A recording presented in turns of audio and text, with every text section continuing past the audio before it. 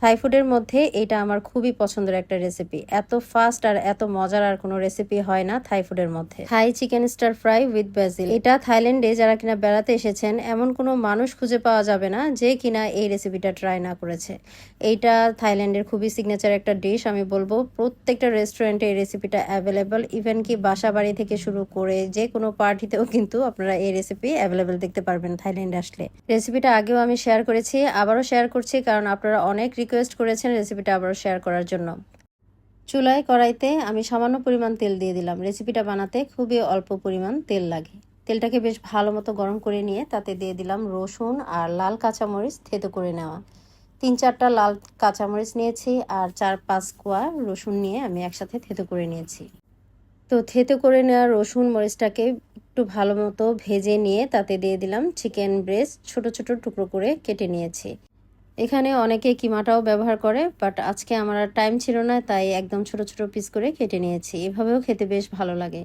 তো চিকেনটাকে মিনিট 2 ভেজে নিলাম রসুন আর মরিচের সাথে হাই হিটে। এখন অ্যাড করে দিলাম ফিশ সস, প্রায় 1 চা চামচ পরিমাণ দিয়েছি, আর ওয়েস্টার সস দিয়ে দিলাম 1 টেবিল চামচ মতো, আর সামান্য একটু চিনি দিয়ে দিয়েছি, আর সামান্য পরিমাণ দিয়ে দিয়েছি এমএসজি।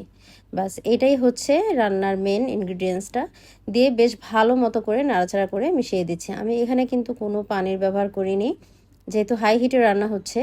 চিকেনটা এমনিতেই কিন্তু বেশ ভালো মতো সেদ্ধ হয়ে যাবে। আর আপনারা যদি মনে করেন এখানে সামান্য একটু পানি দেওয়ার প্রয়োজন আছে, আপনারা এখানে পানি অ্যাড করে দিতে পারেন। তো হয়ে গেছে অলরেডি, এখানে চিকেনটা সেদ্ধ হয়ে গেছে। তো সবশেষে আমি 1 মুঠ পরিমাণ থাই বেজিল পাতা দিয়ে দিলাম। দিয়ে কিন্তু আমি চুলাটা বন্ধ করে দিয়েছিলাম, তারপর একটু নাড়াচাড়া করে মিশিয়ে দিয়েছি। আর এটার সাথে কিন্তু একটা ডিম পোচ ওরা সার্ভ করে থাকে। আজকে আমি হাঁসের ডিমটা ব্যবহার করছি। তো চুলায় বেশ খানিকটা তেল দিয়ে দিলাম, তাতে ডিমটা দিয়ে দিলাম।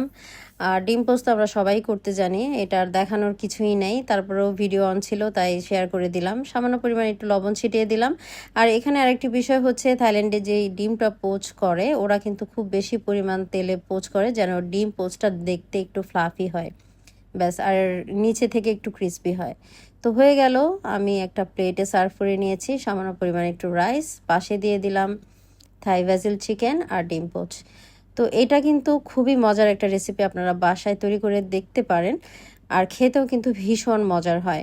তো রেসিপিটা শেয়ার করে রাখতে পারেন যেন এটা হারিয়ে না যায়। যখন আপনারা বানাবেন রেসিপিটা দেখে নিলেই হবে। তো পরবর্তী রেসিপিতে আবার দেখা হবে। সবাই খুব ভালো থাকবেন। আল্লাহ হাফেজ।